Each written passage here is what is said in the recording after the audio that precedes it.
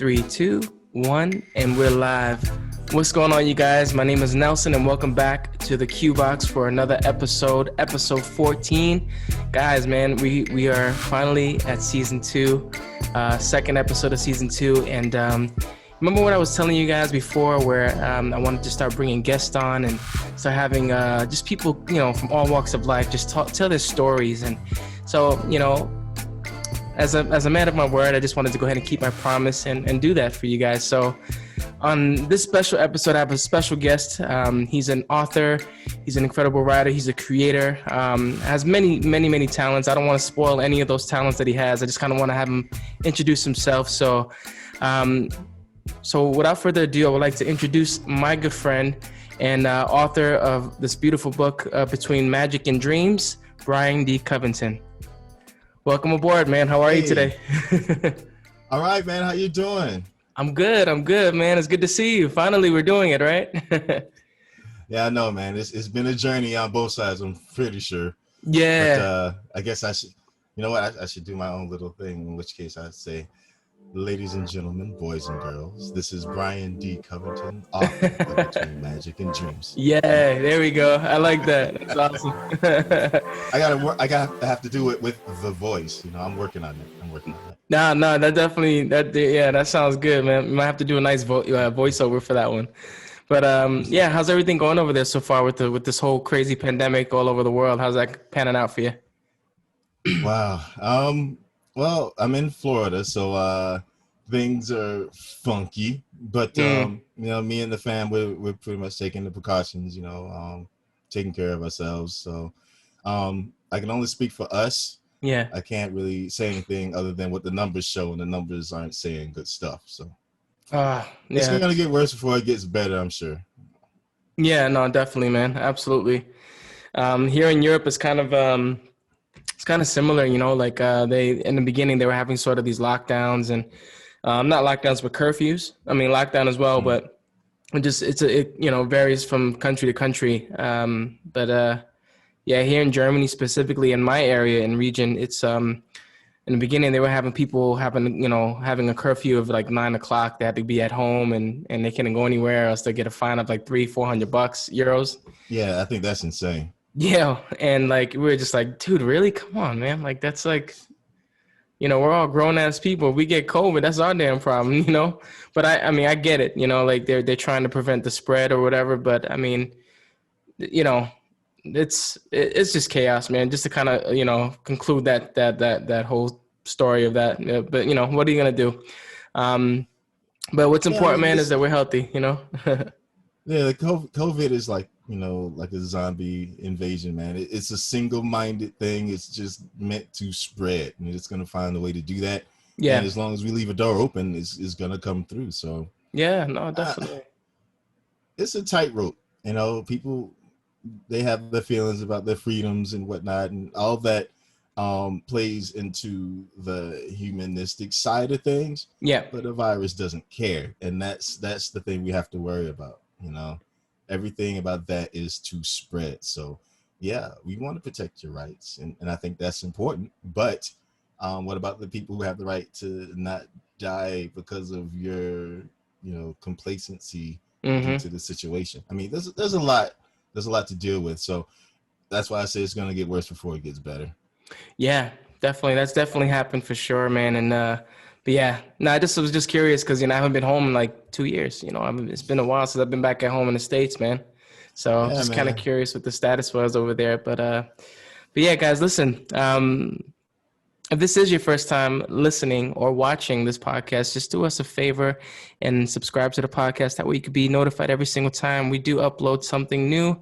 And yeah, that way you just kind of stay in the loop of what's happening on the Qbox podcast side. So, and again, if you guys are more auditory, go ahead and do us a favor. You can go to any major streaming platform like Spotify, iTunes, you name it, and we're there talking. And if you're more visual, you kind of want to see us talking, then feel free to go on YouTube and to get the same exact experience. But this time you're seeing us, our beautiful mugs, and seeing us talk every day. But the visuals. Yes, the visuals. The visuals. Yeah, that's good. I like that. Yeah, so definitely, I'd say let's jump right in, man. and let's rock and roll. Let's do what we're supposed to do today. Have some fun. Yeah, man, right? Let's do it. I'm ready. Awesome, man. So do me a favor, man. You have such a unique story. And this is one of the reasons why I wanted to interview you. You approached us like, hey, listen, I would love to just jump on with you guys and have a good conversation with you. And then when I had the opportunity to kind of, look at your story and the things that you're working on, I'm like, this dude is interesting. I would love to kind of talk with him, pick his brain and just kind of see what he's all about, because everybody's is a story, everybody's life is a story.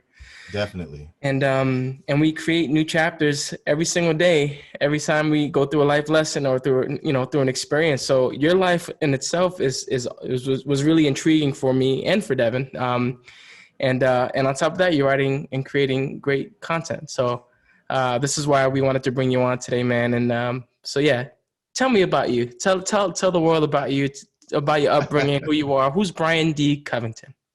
Wow. All right. So. So honestly, I feel like I am Joe every day. I mean, I have all the same, desires out of life, and I have some goals. They may be different goals, but I feel I'm extraordinary and ordinary at the same time. And I think we all are. So my story. I think it's in its uniqueness. It's the issues that we overcome, right? The things that we're faced with individually. And it could be due to the skin that you're in or the health that you have. I mean, all these things play into the plot of your story. Mine in particular, I'm a born asthmatic, so I got some lung issues. Hence, my cautiousness with COVID. Mm-hmm. Yes. But beyond that, being a hopeful romantic, an optimist, a rooter for the underdog, that doesn't always put me in the best positions. I'm someone that wears his heart on his sleeve. So me too, my friend. Me too. Hey, Trust man, me. look, Trust me. It puts a target on your back, but man, Yeah. I wear every scar like a badge of honor because, dude, I survived it. Yes. I survived that, and I've learned from it. And I'm that kid that had to touch the stove. So yeah, you can tell me all day, hey, it'll burn, but yeah. I gotta see. But as time goes on, you learn things about yourself. And what I learned is that I love to create. From as far back as the time that I could first hold a crayon, I've been trying to figure out, hey, I can make this happen. I can make that happen. Animation was actually my first love. And that came from the first time I saw Bugs Bunny in action. Yes. I was asking my mom, like, how does that work? How does it? She's like, oh, yeah, series of drawings. Like, I could draw, So when I found that, how does that work? Actually, can you explain that a little bit? Yeah. Animation is a sequence of drawings, right? Each drawing is slightly different than the last, all aiming towards creating a certain illusion of movement. So nowadays it's mostly done with computers, but the traditional way of doing it was, thousands upon thousands of drawings. The best quality stuff was like 30 drawings per second. So crazy. It's a lot, but that's how you get the beautiful flowy Disney stuff. So just kind of to simplify this process. So basically what you're saying is to create that illusion. For example, let's say somebody, a character wants to do a motion, who wants to pick up a glass of water, something simplistic, right? Mm-hmm. You would have to draw every movement leading up into this point to where he grabs the water and then drinks it. That's it? All of it. Everything that you see happen is a singular drawing leading to the next, and depending on how detailed you make your pieces, that's how cool your animation will look. So if you flip the pages, right? Like flip them, boom, boom, boom, boom, boom, boom. If it goes fast, it kind of is literally looking like it's moving. Yeah. That's crazy. Okay. I mean, it's really cool stuff, especially if you're creative and you're a character maker kind of thing. Then you could actually bring your characters to life. You know, you give them movement, and that fascinated me. But from Wow. there into all kinds of other stuff. I mean, art and its different mediums. Man, everything from clay to acrylics and oils. I wanted to try it all, and I did.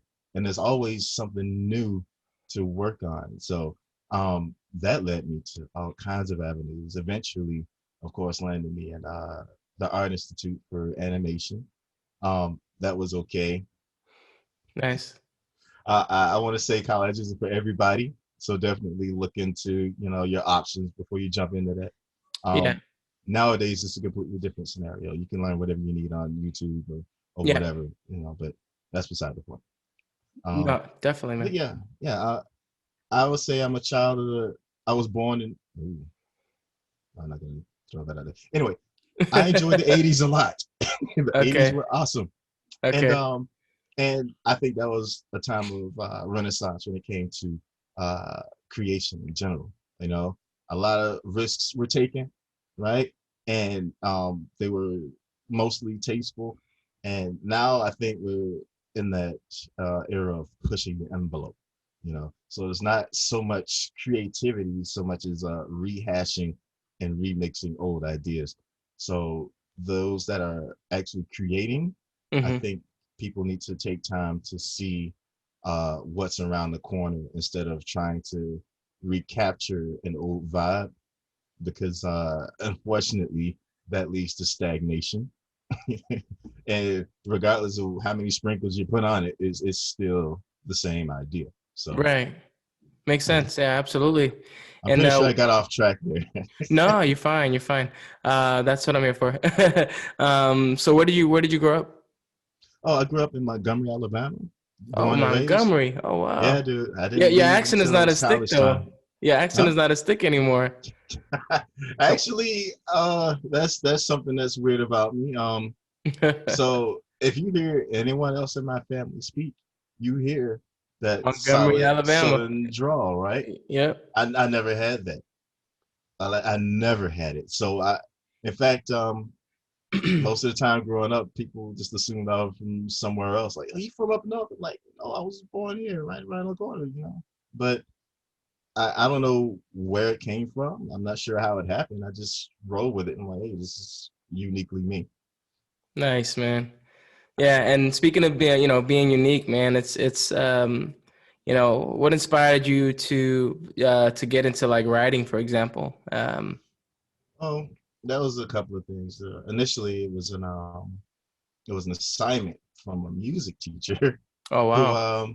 yeah, she was like, I want you to come up with a story using only the letters from the musical scale, using mainly Interesting. the letters from the musical scale. And that I took it as a challenge, but of course, I was always the daydreamer, and I always had all kinds of things going through my mind. So this was like, hey, I got an excuse to, throw something crazy on the paper. So when I did that, Yeah. she was like, "Oh wow, this is so cool!" Like, Well, so how did you do that? How did you create a story with the musical scale, for example? like was it EGBDF Mm-hmm. and what was the bass ones? I can't remember. I suck at that. But regardless, so I came up with this kingdom, right? I called it Okay. the Kingdom of Phage, Fadge, Okay. and the main character's name was Dag, Dag, and he was this knight that had lost his honor and all this kind of stuff. I mean, it was really cool. I just made all the names of the people these things. I mean, from the names from the letters from the scale, and I think she was more intrigued with the fact of where I took the story than the way I used the letters. And she kind of encouraged me to, keep writing. She's like, oh, you got something great here. But at the time, I was just like, look, I'm an artist, you Right. know. But it took her convincing me that you can also be an artist with words. So Facts. I kicked around some stuff, every now and again. One summer, I sat and wrote a book, and everyone else was outside playing and whatnot, and I decided to write a book. That was in part because I was the sick kid, but that's again, it could be a strength. Yeah. So man, I knocked out the book, and it took 3 months, maybe a little more, and my mom was the only person that read it because after it was written, I'm not sure where that book is now. Okay. So I know we it was spoke. printed. I'm sorry. Go ahead. Go ahead. No, no, I was gonna say regarding that specifically. I know we spoke briefly before we jumped on the live here about your mom building your dad building a library for her. So go ahead and just share Yeah. something like that because I was like, we have to talk about that. That was pretty cool. Yeah. So my dad built a new house, and he specifically put a library in for my mom because she's an avid reader, and she reads like Archie's Digest, and Wow. she also goes all the way up to like freaking Tommy Knockers. You know that doorstop of a book, Yeah, the yeah, of Stephen King. course, of course. Man, yeah, that can cause some. Yeah. Anyway, so that was the scope of her reading. She goes from Isaac Asimov all the way into Stephen King, and you know Robert Frost, all this stuff. And I just wanted to get in that library so bad. I was like, Mom, I'm gonna write a book. Okay, baby. Oh, that's cool. Yeah, I like that. The mom response. Support, the support. Yeah. And you know, and years went by. I had the idea for Between Magic and Dreams for 15 years before I even started writing. Really? And yeah, and it was 15 one of those years. things, man. Yeah, when you have an idea, but there's always something getting in the way, right? It's like, oh man, I want to write this book, but I got bills to pay, so I'm gonna go to Mm. work, I'm gonna come home, do my thing. And then it was like, oh man, you found out the editor's gonna cost this much, or oh, copyrights cost this. So it's like out of college, it's not like, oh man, I'm gonna go ahead and write a book and get this thing. No, it's like, okay, I need to work to pay these bills. I need to work Hmm. so I can eat. And you trying to eke your way into, your life and your livelihood, but it took some time. It's one of those things where patience comes into play. Yeah. But when the door opens, you have to know to jump through that door, right? Yes. So this was a perfect storm situation. I'm not sure if you've heard of Black Sands Entertainment. Sounds familiar, but you might have to educate me there on that.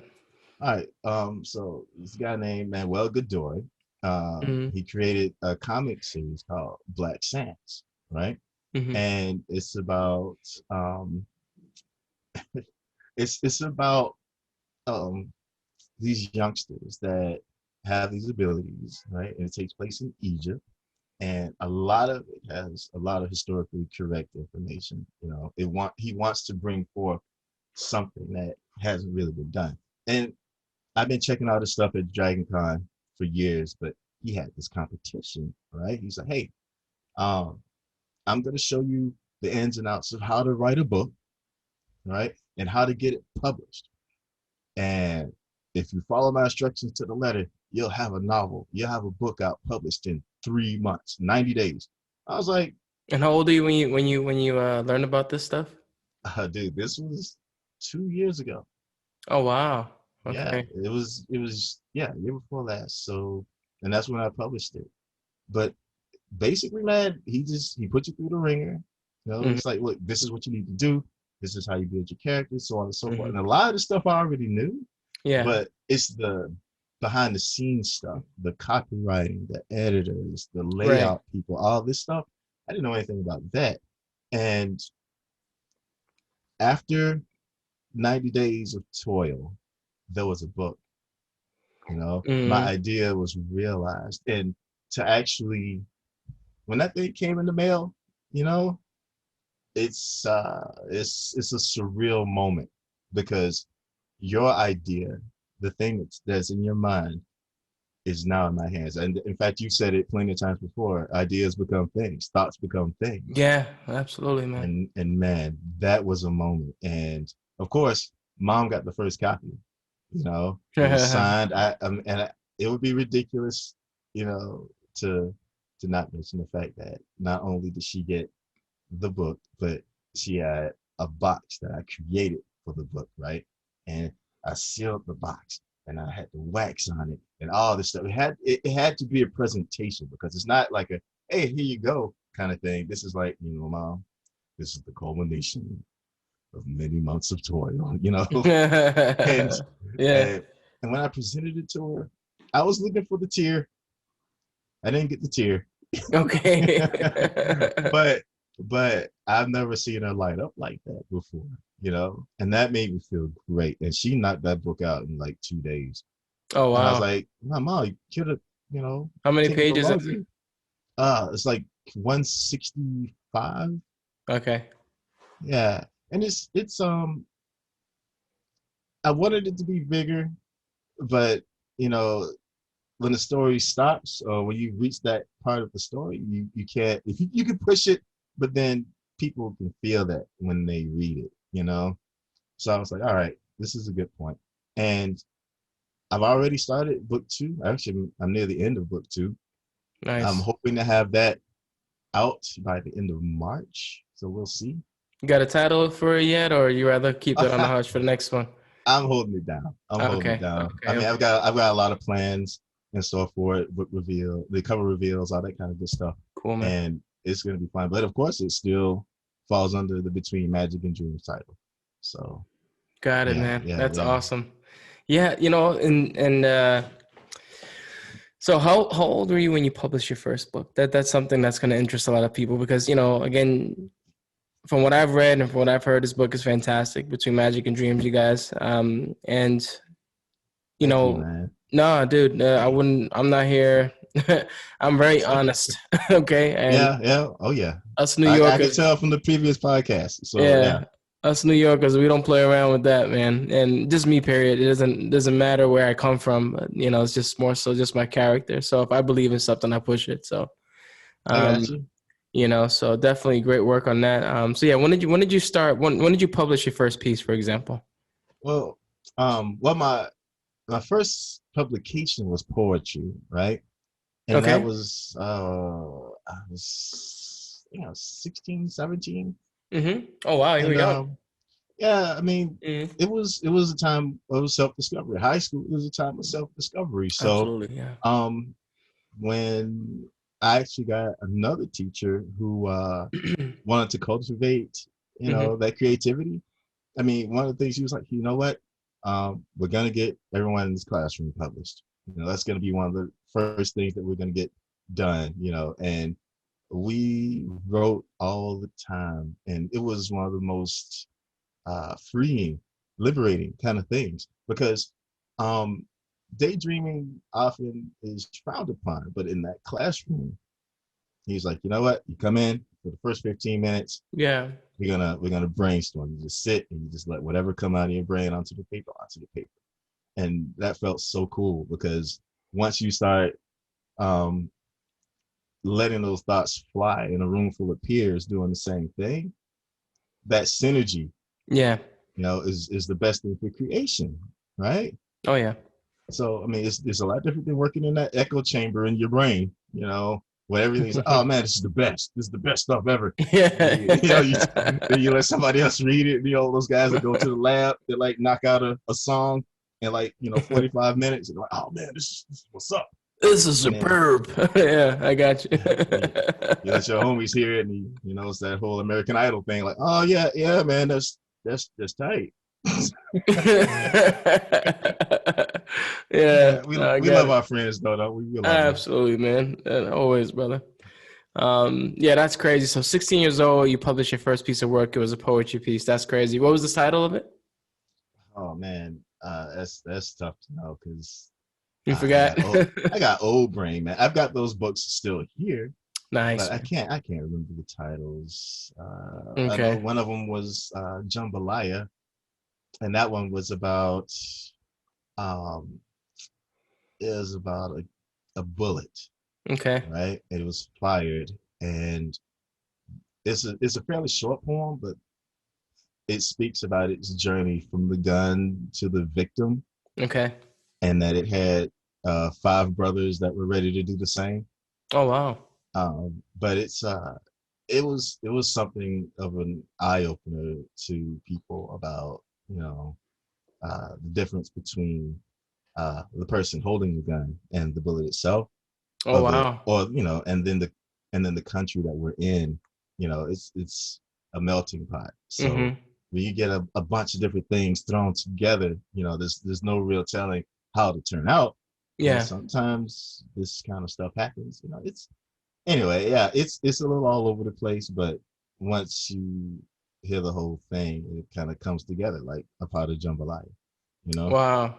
That's interesting about, it's kind of how life works, isn't it? Like, we're faced with so many different trial and tribulations, man, and so many obstacles that are designed to kind of just build character. And it's something that I usually take with a grain of salt on for a reason, because I understand the big picture of why I'm here. Yeah, And I think if you could understand that process, and which doesn't come right away, you usually discover that over time. I'm here for something specific, or I'm yeah, here to just be that 9 to 5 guy, that dude, and or you just, everybody has a function, a certain purpose, and exactly. That's why I like to. That's kind of a point that I tried to touch on in the book. Matter of okay, fact, that's one of the main points actually, because I believe that we're all the protagonists of our own stories, right? But we're absolutely, all protagonists, and at best, there's like a co-star, right? That's mm-hmm. your partner,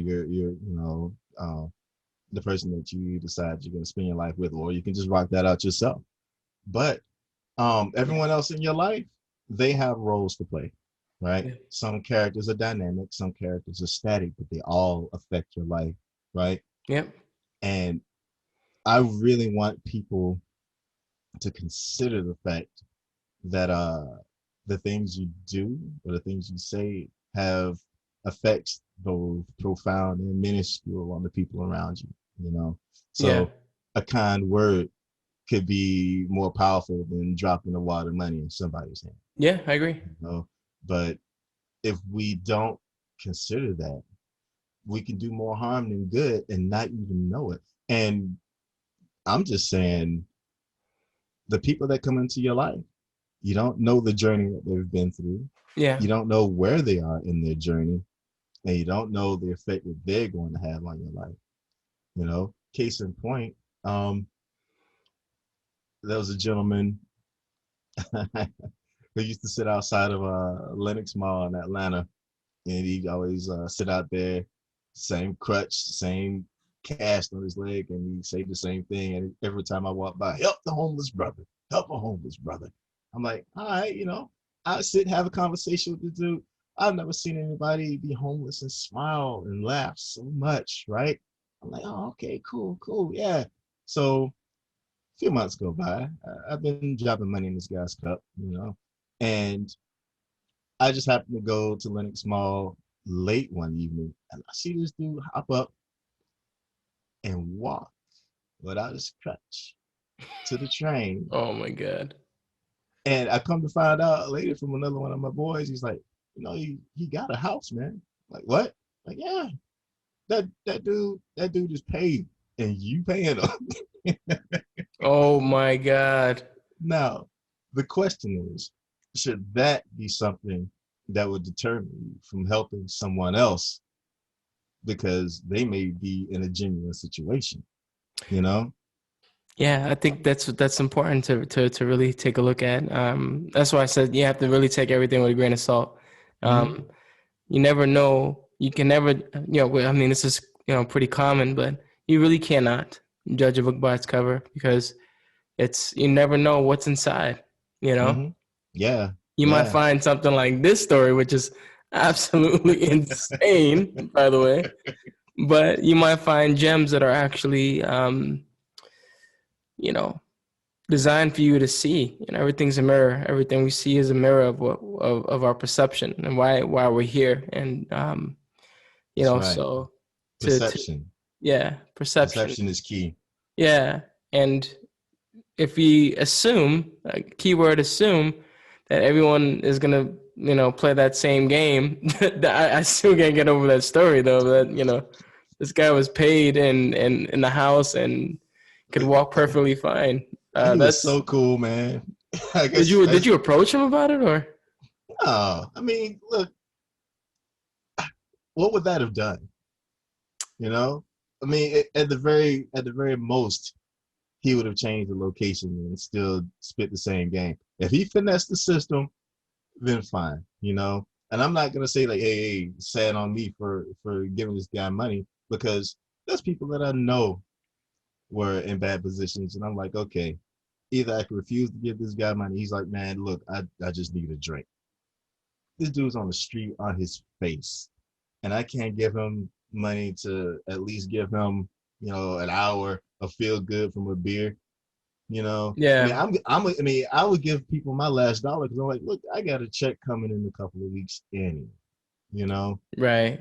So, I mean, we have to kind of look at our situation and look at somebody else's and be like, all right, from what I can see, this dude's in a bad spot. Let me do something. And that's the only way that we really uplift each other, because if you wait, and that's another thing that's in the story, you know, we can always wait for somebody else to fix the problem. Yeah. But what if it's you that's supposed to fix it? Yeah. Yeah. And that's the thing. We're afraid to look at ourselves in the mirror, especially if we're the ones that are there to that have to fix the problem. Yeah, you're absolutely right, man. I can't agree enough there.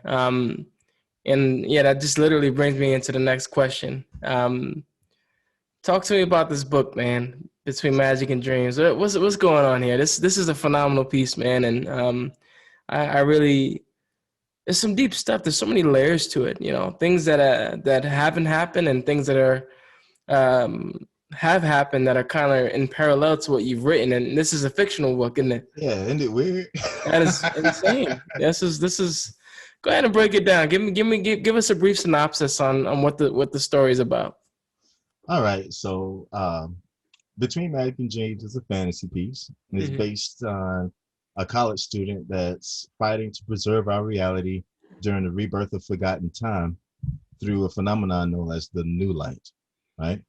And the new light is something of a phenomenon that showed up, I say, maybe a year ago in the story, right? This light that comes down in columns, and it moves very slowly, but everything that you see in that light or under that light has an eerie glow. It's like the colors are more vibrant than they normally would look, right? So if you were to walk through it, you know, anything that you have on you would kind of shine a little bit. The colors would pop. Yeah. But so because it wasn't causing any issues, people just kind of, you know, adapt, you know, like we always do.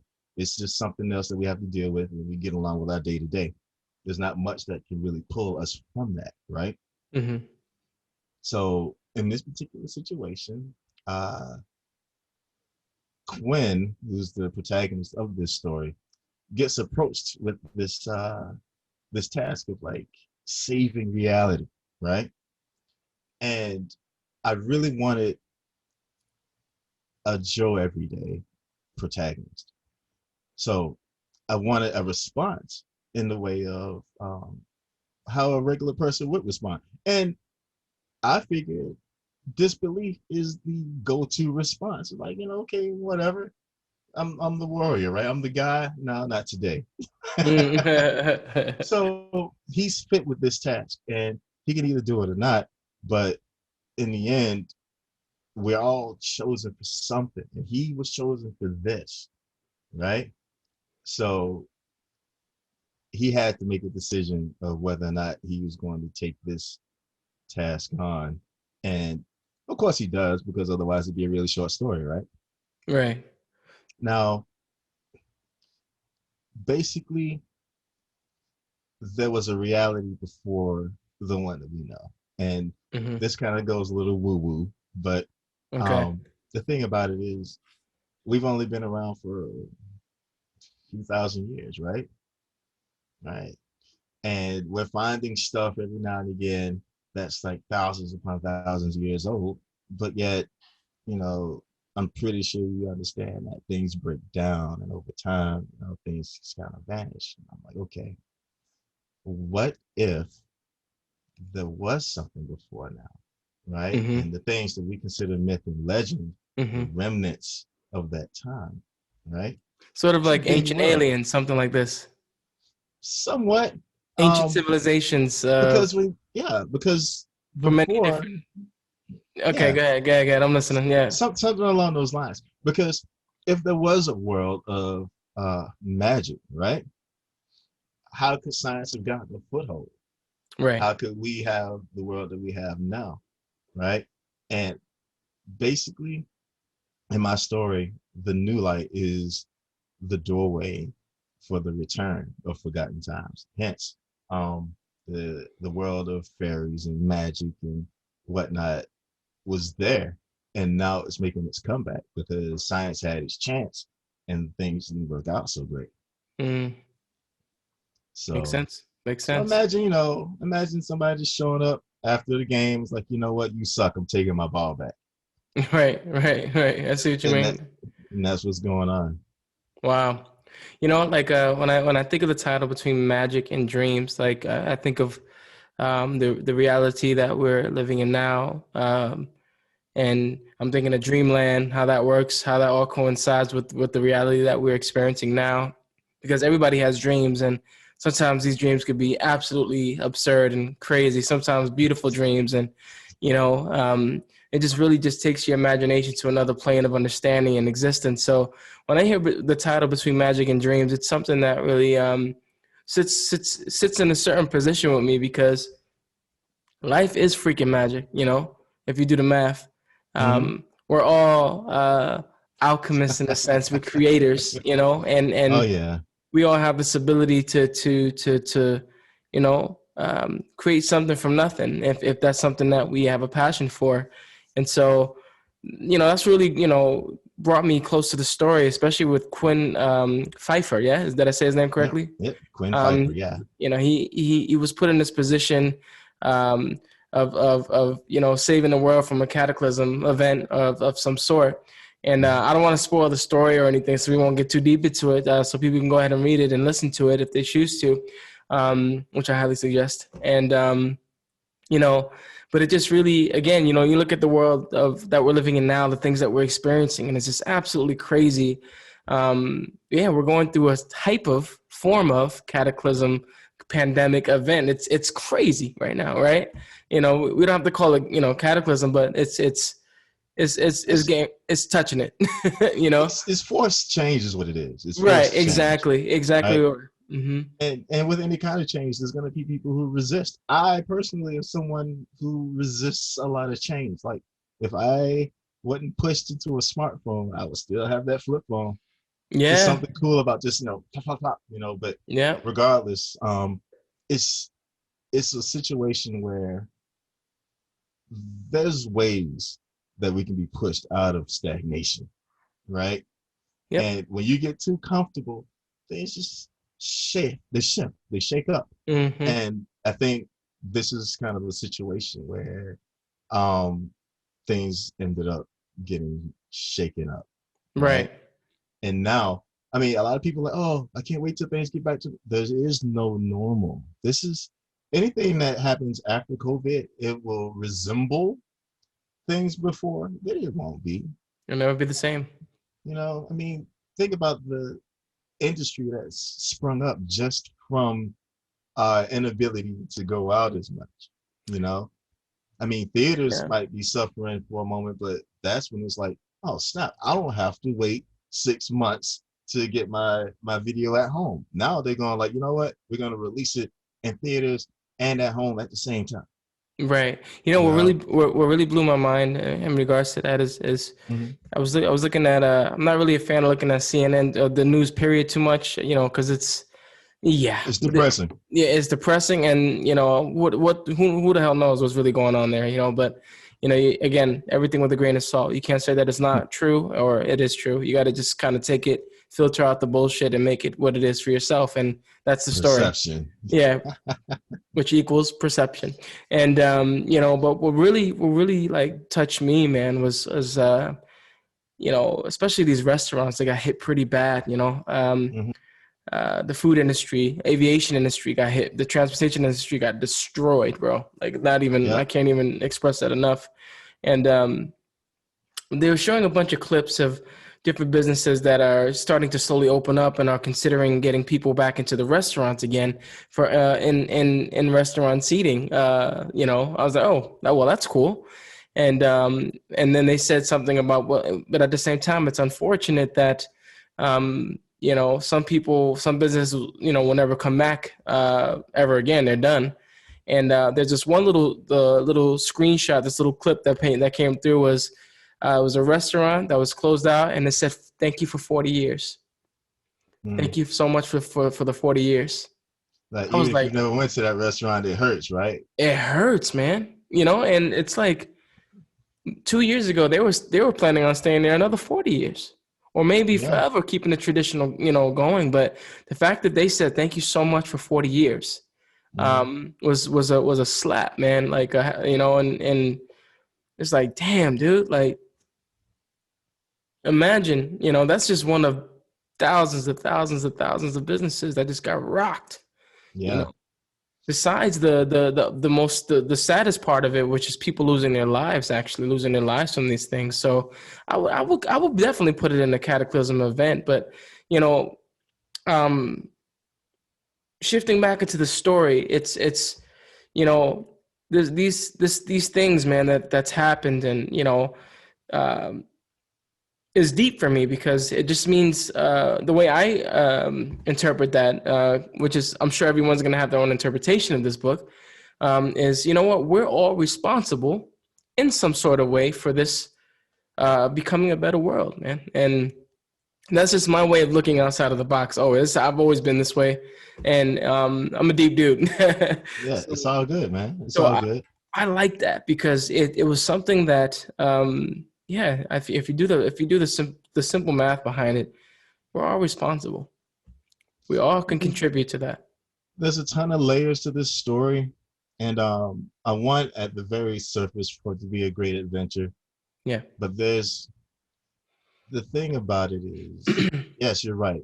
We all have a role to play, right? We all have a role to play in making the world a better place. But we also need to understand that through helping each other, we help ourselves, right? Absolutely. And in this, there's all the things that make a great cataclysm, right? There's panic, there's the idea of, me before you, and all this kind of stuff.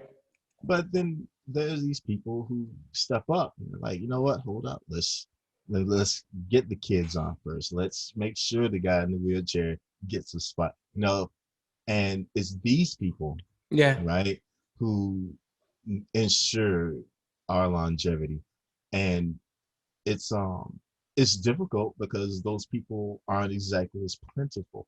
It takes somebody special under circumstances like that to still consider people other than themselves, right?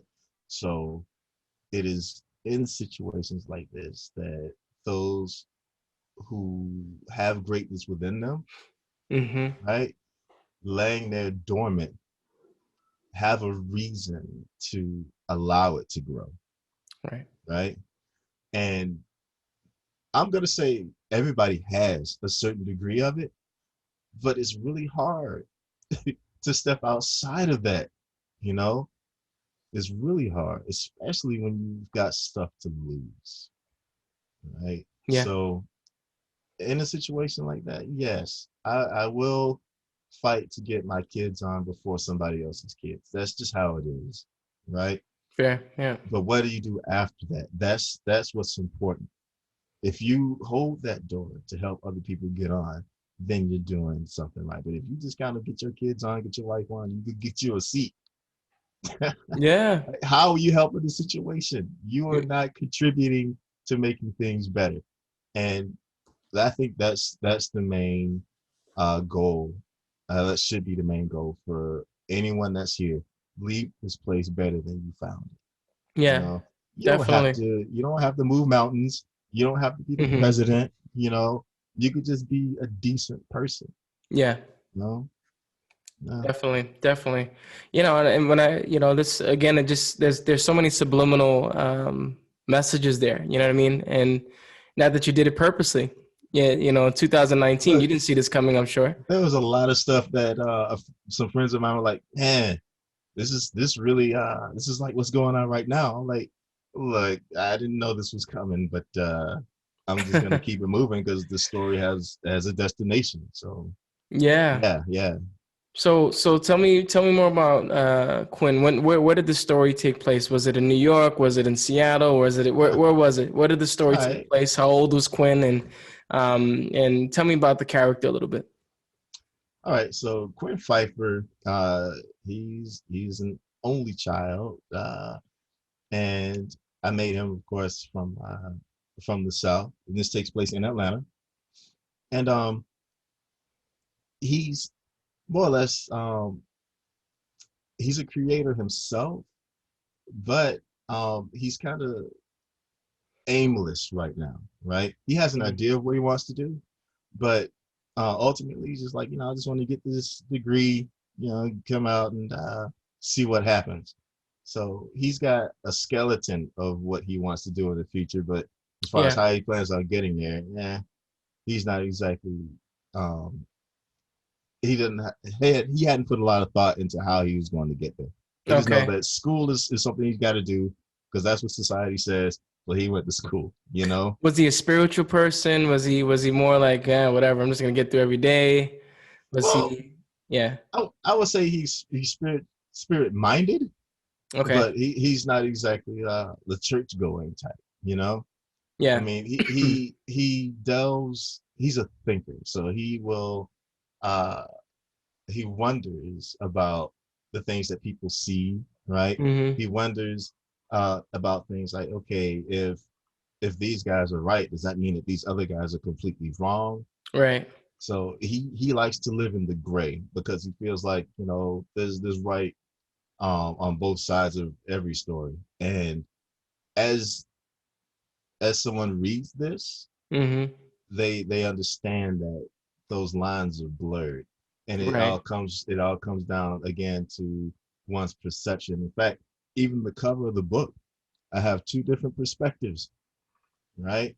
On the front you have one perspective, then on the back you have a completely different one, but it's all taking place in the same place, Mm. you know so I mean, when it comes to Quinn, he just sees himself as somebody, as more or less another cog in the wheel. You're born, you want to do your stuff, and just live your life. But um, when you're told that you're special, right, but by someone other than your mom, hmm then it takes on a different meaning, and you have to wonder because if somebody else can see something in you that you can't see in yourself, you know, Yeah. it starts to make you wonder, okay, so what's this guy seeing that I'm not seeing? hmm And it kind of coaxes you to take chances that you otherwise wouldn't, hmm because apparently I got the juice. Yeah. And that's what happens with Quinn. Somebody tells him that, dude, you got juice, you just need to use it. Right. Yeah, I love Yeah. that. I absolutely love that. And yeah, so guys, man, this is a great story. Really, really. I'm still working on finishing it. I'm like, as I said, I'm halfway through it. Mhm. Transparent. I'm not gonna say I read it if I didn't. No, it's Uh, all good, so man. I still got halfway to go, man. But it's definitely some great stuff. It's stuff that you could take into and implement it into what's happening now in today's world, and also it just gives you an opportunity to use the imagination and just have some fun. Yeah, So yeah. that adventure and all that cool stuff is something that I really enjoy the most out of a story, especially if you hook me within that first couple of pages. Oh Um, yeah. then you got me. But definitely, man. Where can people find your book? So you can find it at your local bookstores. I'm sure they can either order it for you if they don't have it on the shelves. But you can get it on Amazon and all four formats. So I have it in paperback, hardcover, digital, and audiobook. I want a signed Um, copy of the hard copy, please. oh yeah, man. And they look nice too. I saw that on your website. Yeah. Yeah, yeah. And I like to do something special for people who get the hardcovers from me. Not only do I sign it, but I do some other stuff because I'm like, I want it to be an experience. I don't want to just send you a book, you know. Got it. So so yeah, yeah. You can get it on Amazon and at your local bookstores. Awesome. Awesome. And what about social media? What can people find you on social media? All right, so I'm on Facebook. I'm not as active on Facebook. I'm going to be transparent here too. But Okay. but on Instagram, I'm much more lively. Although I need to post more there too. I find it difficult to post while I'm writing. So once I'm done, yeah, I'll kick in the overdrive. Nice, So man. so yeah, and I also have a website, betweenmagicanddreams.com. Awesome. And we'll definitely leave all the information in the description below. That way you guys can get in contact with Bryan if you want to talk with him and learn more about what he's doing and more about his life. I'm sure we're gonna run it back and have a round two of this conversation. I do want to mention though. Yeah, go for it. Not only do you have a song dropping, Oh like what yeah, in a few days, right? Like yeah. in 2 days. February 2nd. Yeah. Yeah, and I have commissioned this gentleman, people. I'm not sure if you guys know that this man is an incredible musician, Thank you, and man. I've actually had him do some work for me before, and I'm tying him into a piece to go along with Between Magic and Dreams. Considering the Right. fact that there's a lot of layers to it, I wanted to start making a soundtrack that you know portray that and its depth. And this is the man to talk to. I want him along on this journey. So be prepared to hear something, yeah, something from Nelson on Between Magic and Dreams in the near future. Absolutely, absolutely, and I'm so excited to work on that, and yeah, I've been working on it quite a bit, and so definitely it's gonna be super lit, man. We're gonna make sure it's a great piece of art, man, like always, and yeah, definitely, yeah. I wasn't sure if you wanted to mention Yeah, I that, know. so I thought it was so cool how you so chill on it. I was like, oh, he ain't gonna say anything. yeah. I leave it to you. I leave it to you. But yeah, Uh, definitely. Phew. Yeah, I did something special for him before, and we were like, yeah, we gotta do that again. So it's yeah, just man. I mean, I love working with you, man. Again, like I likewise was saying about that synergy, man. Yeah, yeah. so important. Felt right. I mean, and for all of you, I just want to say, for that initial project, I listened to about 10 to 12 other people. And Oh wow. once I heard this guy's voice, I was like, you know what? That's the cat. That's what I want to do Thank this you, song. man. You know? So Crazy, crazy, I crazy. go with my gut, and I'm glad I did because I was not disappointed. Wow, thank you, brother. I appreciate that so much. And yeah, February 2nd, guys, I have a new single coming out. It's called "No One Like You." It's crazy, written and produced by myself. And that's how it's going to be, just raw art and just a great experience all across the board, and sharing these experiences with great people and other creators of the same walks of life. And so yeah, definitely, man, thank you for that, for the love there. And that brings me to my next point. Usually what we like to do on the Qbox podcast is we like to leave people with a quote. Yeah. Something that's special and something that kind of leaves you thinking about, self, what I can do to be better, or just whatever you might be experiencing in that specific point in time that you make it, you can get from it. So, so for today's quote, we have by someone named George Eliot. I'm not sure if you're familiar with this person at all, but it says, "It's never too late to be what you might have been." That's powerful. Yeah, yeah, yeah. I like that. Every tomorrow is a new beginning, man. So, Yes. as long as you wake up, you got another shot, right? Yes. And yeah, the death of hope is the death of all things, in my opinion. There's always hope if you're still walking, breathing, and moving around. There's always hope. I've seen people reach just an abundance of success, man, with, you know, 50, 60 years old.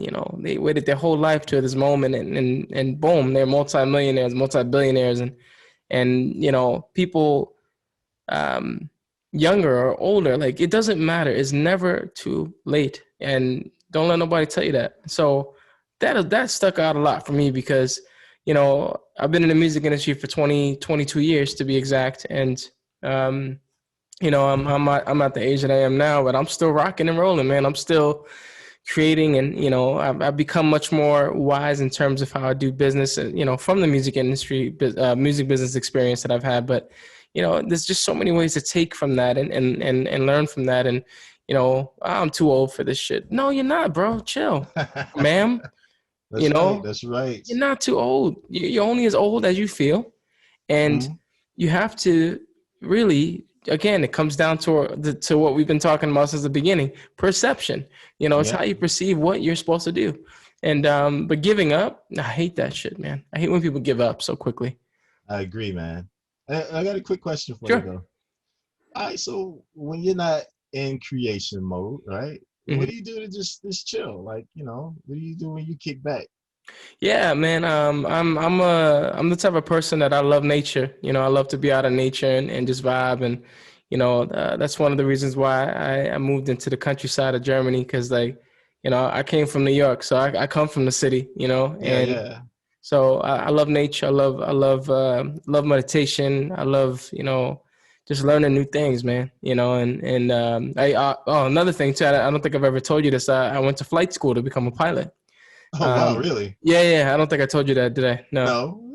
Yeah. So I have my private pilot's license. I didn't get to the commercial rating, but yeah, man, I went to flights. I started going to flight school in Seattle, actually, and so yeah, it took a while, man, because it's so expensive. So I'd say a couple of years, man. It took me to get to that point, but some people do it in 6 months. Some people do it in a year. It depends. A lot of guys are ex-military going into the flight program, and they have the budget from the college tuition from the government. Yeah. Whereas me, I had to pay out of pocket. I never was in the military. My father was, but it's I have a passion for flight, man. Flight is one of my other passions. And so, yeah, I'm a chill dude, man. Really relax. I take care of my son. He's my little dude. And when I'm not too busy, I always make time for him. So it's pretty chill, man. Pretty chill. And also once in a while, like the party, turn up a little bit, but it's, for another episode, we'll talk about that. Yeah. So, but yeah, definitely, man. Bryan, thank you so much, bro, for coming on to this podcast. You have no idea how amazing it is for me. And I mean that with all my heart, man, and soul, dude. Like, to just talk with somebody that's also a creator and somebody that's just as genuine, has a good soul. And, that's what it's all about. And this is what I love to promote. This is what I want people to see. I want to share people like this because we're real, Yeah. We're real as day. I'm thrilled to jump on here, man. Between writing and geeking out, I mean, it's Hey, I love that. I see the figurines back there. Yeah, man. Dude. We didn't get into that, but it's probably a good thing. No, I'm sure we'll make time for that. Like gaming and comics and figures and whatever. I mean, it's I'm loving it all. But again, that's for later. Yeah, definitely. Family, like Crown Snatchers, I got two. But yeah, between that and everything else, I mean, if I can get these next two, I want it to be a trilogy. Nice. Like these next two out, I'd be good. Maybe I'll jump into making some comics myself, huh? That'd be crazy. That'd be cool. Yeah. Absolutely, man. Yeah, I don't see why not, because there's so much opportunity to create. There's always room for creations, man.